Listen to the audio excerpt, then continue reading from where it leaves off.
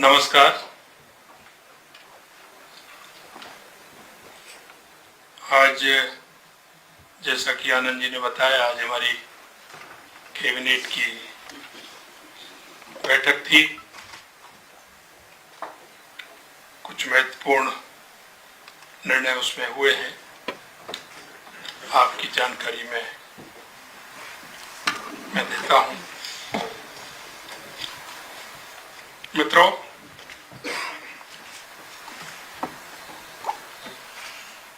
सबसे पहले तो राजस्थान में बार बार बात आती थी पेट्रोल डीजल को लेकर के। आज हमने दो कायदे इसमें किए हैं। राजस्थान के अंदर डीजल पेट्रोल के अंदर विसंगतियां थी।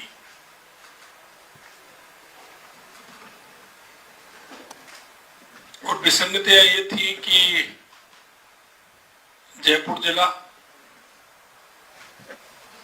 उदयपुर जिला, जोधपुर जिला, बीकानेर, गंगानगर, इसमें रेट का बहुत बड़ा अंतर था।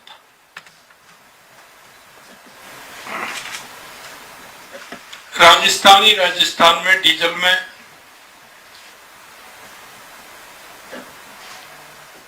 लगभग 5 रुपए 28 पैसे का अंतर था और पेट्रोल में लगभग इतना ही अंतर था। ये विसंगति थी, किसी ने इसकी ओर ध्यान नहीं दिया। हमने उस विसंगति को भी दूर किया है और वेट की दर में 2% हमने कमी की है।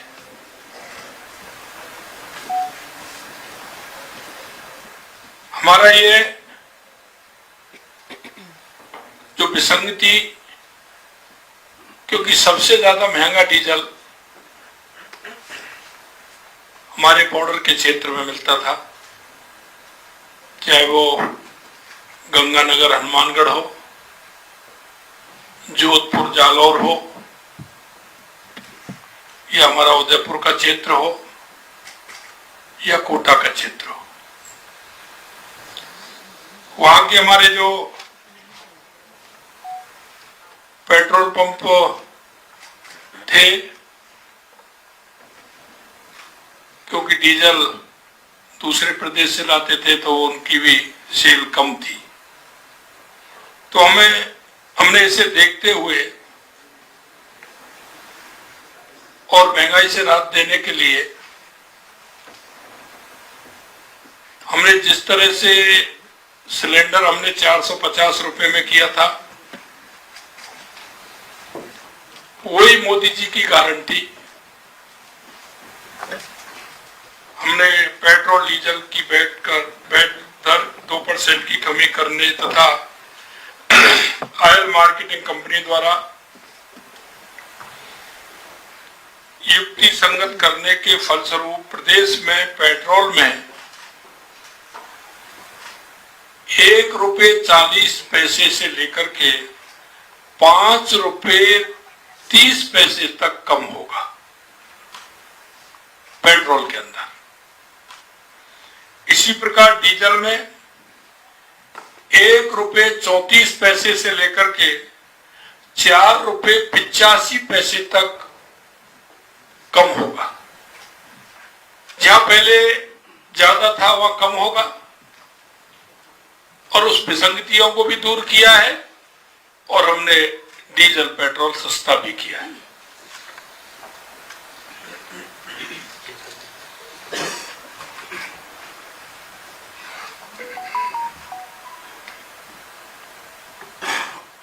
डीजल की और पेट्रोल की दोनों में हमने इसमें कम किया है। दूसरा मैं कहना चाहता हूं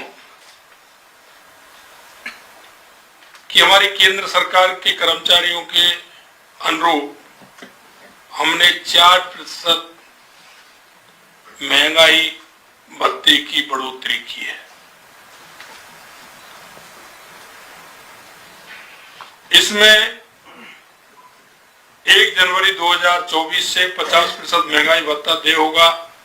पूर्व में राज्य कर्मचारी एवं पेंशनर को 46% महंगाई भत्ता दिया जा रहा था, हमने 4% बढ़ा करके इसको 50% किया है।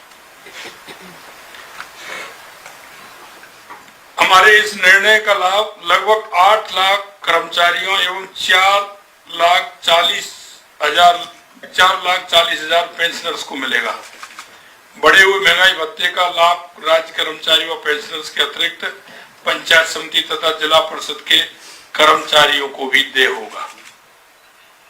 इस क्रम में कर्मचारियों को वेतन माह मार्च 2024 से अप्रैल 2024 से बढ़े हुए महंगाई भत्ते का नकद भुगतान किया जाएगा तथा दिनांक 1/1/24 से 29/2/24 की राशि संबंधित कर्मचारियों के सामान्य प्रावधायी निधि, सामान्य प्रावधायी निधि 2004 सामान्य प्रावधायी निधि SAV खाते में जमा की जाएगी।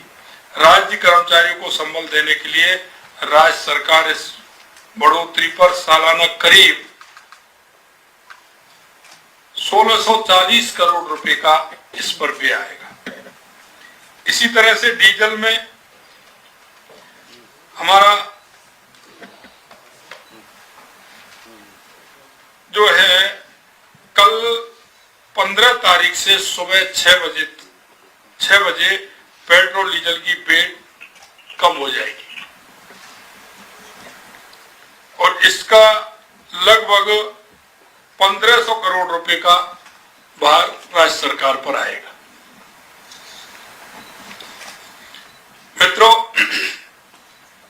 अगर मैं बात करूं 3 महीने की, तो आपने देखा होगा 3 महीने के अंदर लगातार पेपर लीक के मामलों को त्वरित जांच करने के लिए, दोषियों के खिलाफ सख्त कार्रवाई करने के लिए राज्य सरकार ने जो जनता के बीच में वायदा किया था और आपके सामने मैंने यहां से ही बैठ करके 16 दिसंबर को SIT के गठन की घोषणा आपके सामने यही मैंने की थी। उस SIT ने जिस तरह से काम किया है वो आपके सामने है। परीक्षाओं में कुल 13 प्रकरणों में पेपर लीक की जांच की जा रही है तथा गठन से लेकर अब तक लगभग 63 आरोपियों को गिरफ्तार किया है। राज्य में संगठित अपराधों और प्रभावी नियंत्रण अपराधियों के विरुद्ध सख्त कार्रवाई किए जाने हेतु राज्य स्तर पर एक विशेष दल हमने एंटी गैंगस्टर टास्क फोर्स का गठन भी किया है, जो हमारे ADG दिनेश MN अतिरिक्त महानिदेशक पुलिस अपराध शाखा के नेतृत्व में काम कर रही है। पुलिस द्वारा चलाए जा रहे विशेष अभियान आपने देखा है 5/1/2024 से 25/2/24 तक की गई कार्रवाई भी लगातार आपने अपने टेलीविजन के माध्यम से और अपने प्रिंट मीडिया के माध्यम से आपने बताई है। मैं अगर बात करूं 9,371 आयतन अपराधी, 10,092 टॉप, 646 इनामी, 4,295 स्थायी वारंटियों को तथा 46 उद्घोषित अपराधियों को गिरफ्तार किया गया। इसी तरह से लगातार आप देख रहे हैं। आंकड़ा दोबारा बता दीजिए अपराधियों का।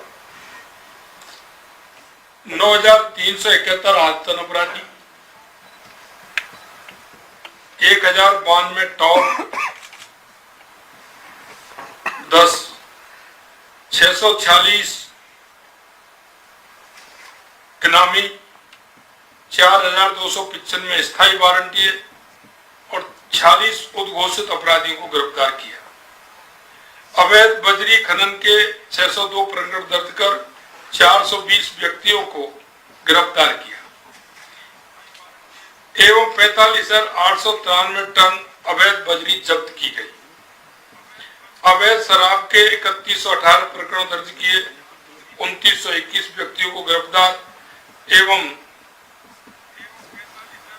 2.40 लाख लीटर अवैध शराब जब्त की गई।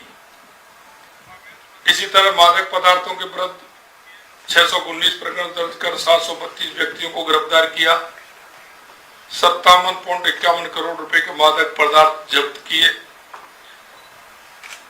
अवैध आग्नेय अस्त्रों के विरुद्ध 239 प्रकरण दर्ज किए, 312 व्यक्तियों को गिरफ्तार किया गया, 306 अवैध आग्नेयास्त्र और 821 अवैध कारतूस बरामद किए।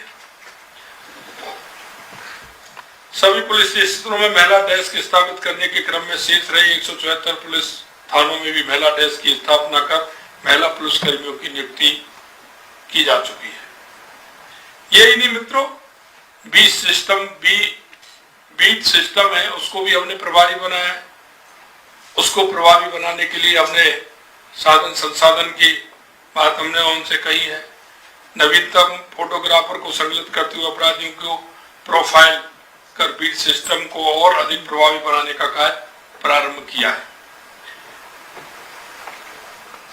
इसके अलावा लगातार आप देख रहे हैं जिस तरह से ERCP की हमारी योजना हमने प्रभावी रूप से रखते हुए उसके काम प्रारंभ हुआ है। उसका स्टाफ भी हमने लगा दिया और हमारी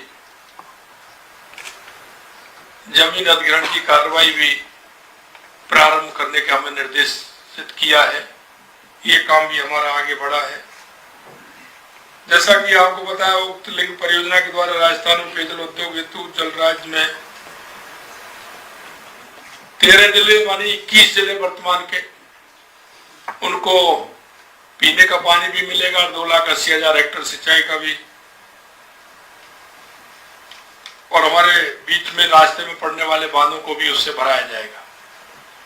यमुना जल पर मई 1994 में संपादित समझौते के अनुसार से राजस्थान को हरियाणा स्थित ताजेवाला हेड पर मानसून के दौरान 1917 क्यूसेक जल आवंटित जल के उपयोग हेतु दिनांक 17/2/2024 को केंद्र सरकार, हरियाणा सरकार, राजस्थान सरकार के बीच में समझौता हुआ। ये आप सभी को उसकी जानकारी है। 24 को केंद्र सरकार, हरियाणा सरकार, राजस्थान सरकार के बीच में समझौता हुआ। ये आप सभी को उसकी जानकारी है। सड़कों की हम अगर बात करें तो आरओबी और सेतु बंधन के लिए केंद्र सरकार ने CRIF के तहत 972 करोड़ रुपए का अनुमोदन प्राप्त किया है। कल ही किया है उन्होंने। ये कल ही 972 करोड़ रुपए का अनुमोदन हमें प्राप्त हुआ है। राष्ट्रीय राजमार्गों की लागत राशि 840 करोड़ की स्वीकृति एवं निविदा जारी की गई है।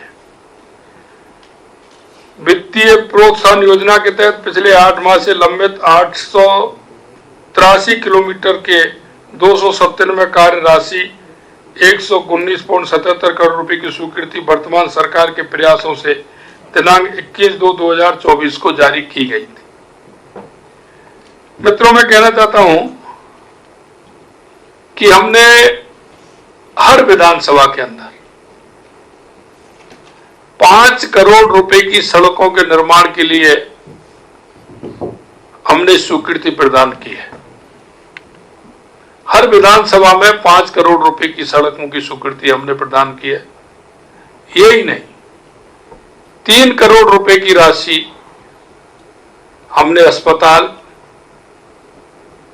विद्यालय, सामुदायिक भवन, इस तरह के जो कार्य हैं,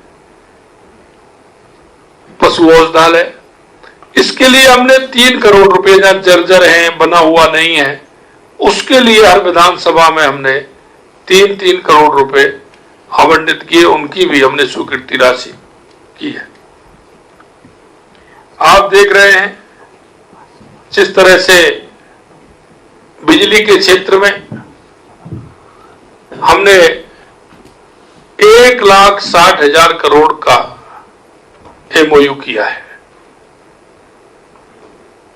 उसके अलावा आज भी हमने 65,000 करोड़ रुपए का हमने बिजली के अंदर काम किया, यानी कि 2.25 लाख करोड़ रुपए का हमने काम किया है। इसका 3 साल बाद राजस्थान हम कह सकते हैं कि बिजली के क्षेत्र में सरप्लस होगा। हम बिजली खरीदने वाले नहीं, हम बिजली बेचने वाले हमारा राजस्थान होगा। हमारी बिजली की पूरी आपूर्ति भी होगी और हम किसी दूसरे प्रदेश को बिजली दे भी सकेंगे। हम बिजली के क्षेत्र में आत्मनिर्भर होंगे। आपने देखा होगा राज्य को विद्युत उत्पादन क्षेत्र में आत्मनिर्भर बनाने एवं राजस्थान राज्य विद्युत उत्पादन निगम के तंत्र को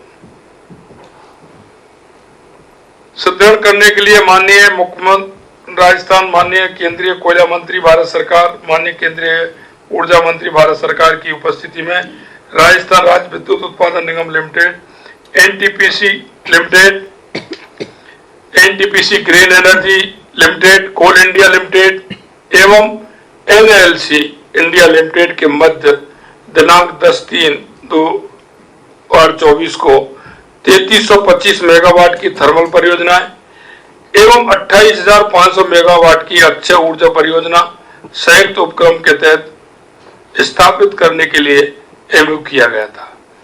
पावर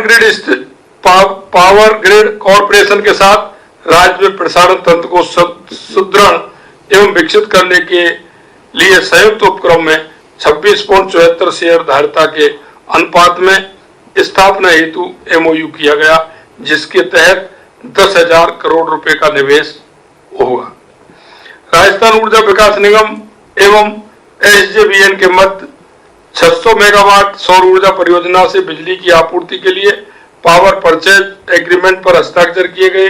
इसमें 100 मेगावाट ट्रैफिक आधारित निविदा प्रक्रिया के तहत 2.62 पैसे प्रति यूनिट तथा 500 मेगावाट एमएनआरआई की सीपीएसयू स्कीम के तहत 2.57 पैसे प्रति यूनिट की दर से 25 वर्ष के लिए विद्युत आपूर्ति की जाएगी। इसमें हमने रेट भी निर्धारित की है और ये रेट एक दिन के लिए नहीं, 2 दिन के लिए नहीं, ये 25 साल के लिए है, क्योंकि आने वाले समय में आप सभी समझते हैं कि ऊर्जा की कितनी आवश्यकता रहेगी। उसे देखते हुए, जैसा कि मैंने पहले दिन आपको कहा था, हमारी सरकार योजना बनाते समय इस बात का ध्यान रखेगी कि वो योजना लंबे समय के लिए हो। आने वाले 20 साल 25 साल के लिए हमारी, 30 साल के लिए हमारी योजना हो। अगर हम लंबी योजना बनाएंगे, उसे आगे देखते हुए बनाएंगे, तो वो योजना की लागत कम होगी और हमारा फायदा उसको लंबे समय तक मिलेगा। हमारी सोच हमारे राजस्थान को विकसित राजस्थान बनाना है। हमारी सोच हमें हर क्षेत्र में राजस्थान को अग्रणी राजस्थान बनाना है, चाहे हमारा पानी की व्यवस्था हो, बिजली की हो, और हमारी धीरे धीरे आप देखेंगे हमने जिस क्षेत्र के लिए योजनाओं की आवश्यकता होगी, वो योजनाएं हमारी 20 और 25 साल के लिए होंगे। मैं आपसे कहना चाहता हूं कि हमारी ये जो कोल आधारित परियोजना 800 मेगावाट सौर ऊर्जा परियोजना ट्रैफिक आधारित निविदा प्रक्रिया माध्यम से करने हेतु प्रक्रिया प्रारंभ कर दी गई है। इन परियोजना को स्थापना से लगभग 64,000 करोड़ रुपए का निवेश अपेक्षित है। इसमें अलग अलग है, 4 हमारी योजनाएं, चारों में अलग अलग है। आज हमारी 65,000 करोड़ रुपए की है। इन सभी को मिलाकर के मैं आपसे कहना चाहता हूं कि इन योजनाओं को हमने जिस तरह से निर्धारित किया है, आज भी हमने जो एक योजना हमारी है उसको भी हमने 65,000 करोड़ रुपए की योजना बिजली की, एनर्जी की जो दी है, इन दोनों को मिलाकर के हमारी योजना काफी बड़ी योजना हमारी होती है जो आगे हमारा 25 साल तक हमारा इन पर काम चलेगा। आपने देखा होगा हमने किसानों के लिए जैसा हमने कहा और हमारे वायदे में जो हमने आपसे बात रखी कि किसानों के लिए हमने किसान सम्मान निधि देने का काम हमने किया है और 100 दिन की कार्य योजना में भी हमने जिस तरह के कार्य किए हैं वो सभी कार्य आपके सामने आपको मिलेंगे।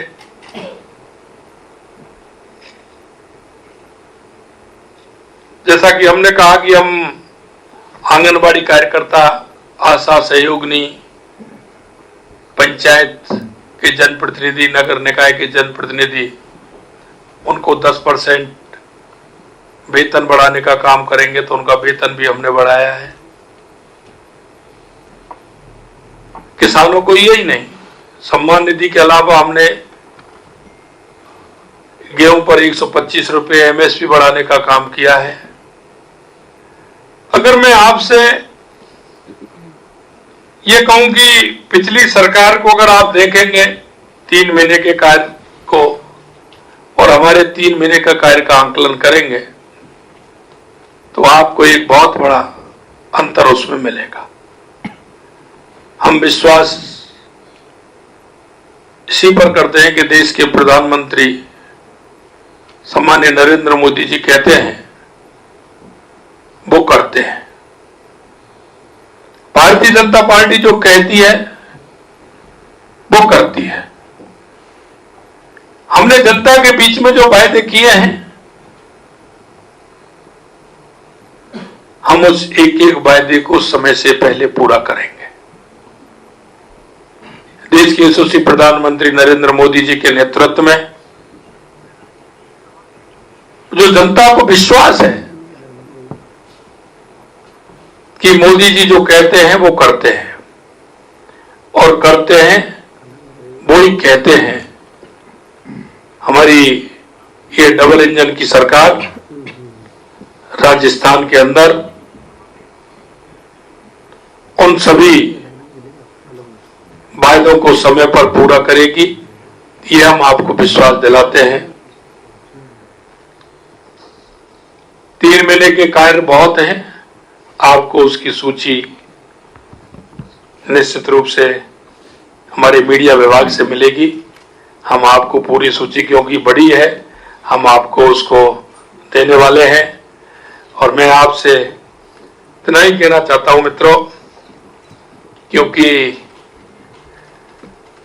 आप भी हमारी योजनाओं को नीचे तक पहुंचाने का काम कर रहे हैं। आपके माध्यम से हमारी योजनाएं और योजनाओं का आकार नीचे तक जाता है। मैं आपसे यही कहना चाहता हूं कि आप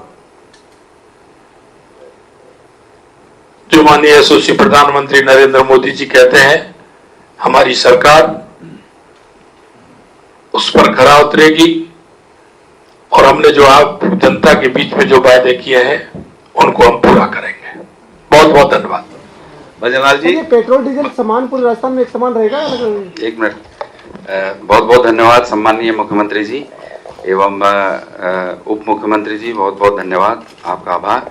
मैं सभी पत्रकार बंधुओं को निवेदन करता हूं कि जो प्रेस नोट और वो है वो डिजिटल माध्यम से आपको भेज दिए जाएंगे। प्रेस ब्रीफिंग यहीं समाप्त होती है। धन्यवाद। आप सभी सवालपहार पर आमंत्रित हैं, तो सवालों का जवाब देंगे आगे खूब कोई।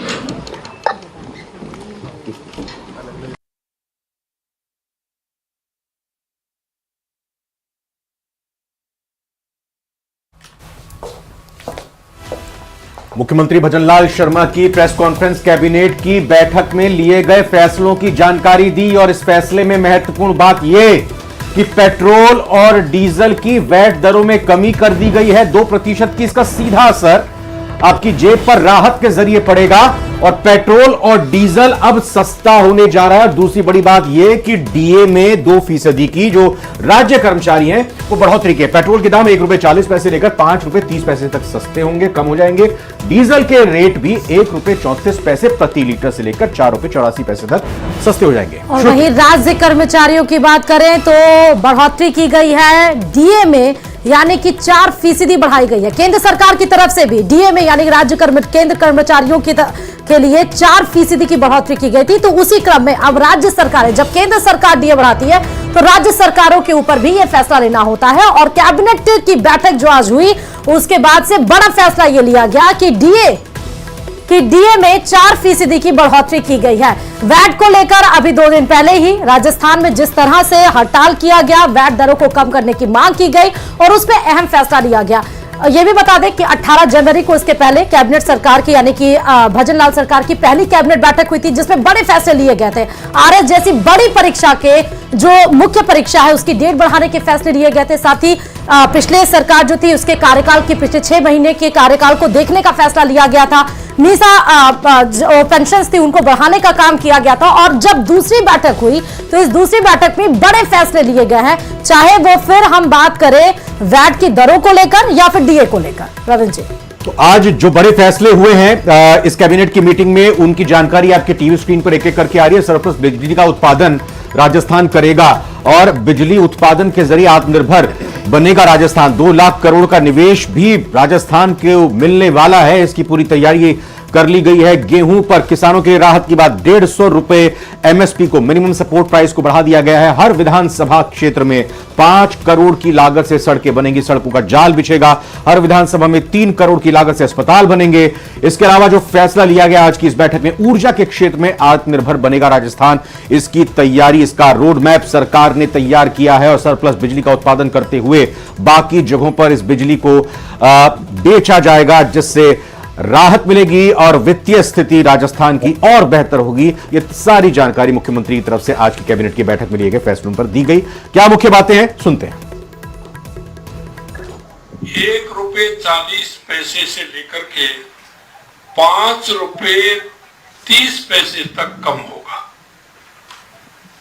पेट्रोल के अंदर। इसी प्रकार डीजल में ₹1.34 से लेकर के ₹4.85 तक कम होगा। कि हमारी केंद्र सरकार के कर्मचारियों के अनुरूप हमने 4% महंगाई भत्ते की बढ़ोतरी की है।